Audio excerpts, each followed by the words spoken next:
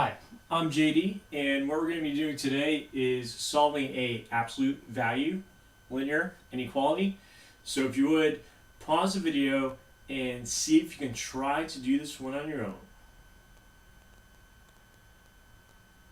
Alright, so hopefully you took a moment to try to do this.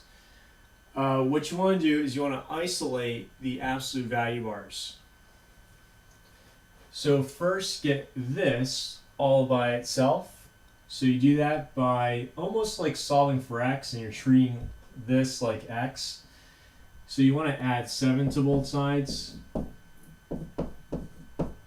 When you add 7 both sides, this cancels. So that's 1/2 the absolute value of x plus 7. Close the absolute value bars. Greater than, and then 5 plus 7 is 12.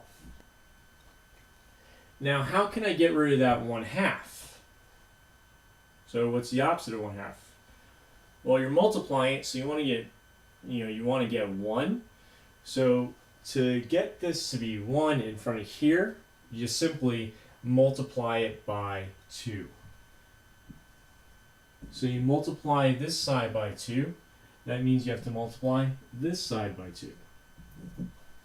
And so what you get, this cancels, and so you get the absolute value of x plus 7, close the absolute value bars, is greater than 24.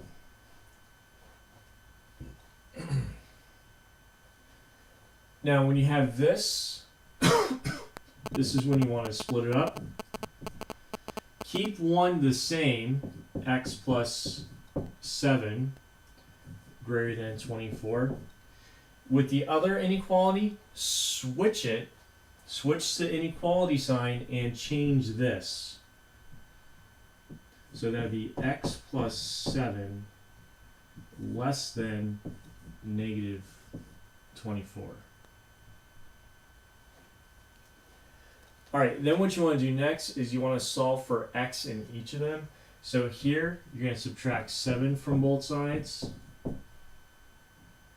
So that cancels, so that's x greater than 17. Over here, subtract 7 from both sides. This cancels, x is less than negative 31. Alright, so you have two possibilities. You have either x is greater than 17 or x is less than negative 13. Now let's put those answers into interval notation, shall we? Yes, we shall. So start with a number line. That's probably the best way to do this. You have 17, and it's going to be everything greater than 17. Now there's no or equal to, so I'm going to put a open circle, and it's going to be everything greater, right? So it's going to include 18, 19, 20, etc., etc., etc. Now look at this inequality. Start at negative, you have 0 somewhere in there, and then you have negative 31. You can kind of see that the number line is not evenly spaced out, but it doesn't have to be, because you're just sketching it so to help you with setting up interrotation. And it's everything less than negative 31, and it does not include negative 31, so it's an open circle. It's going to go like that.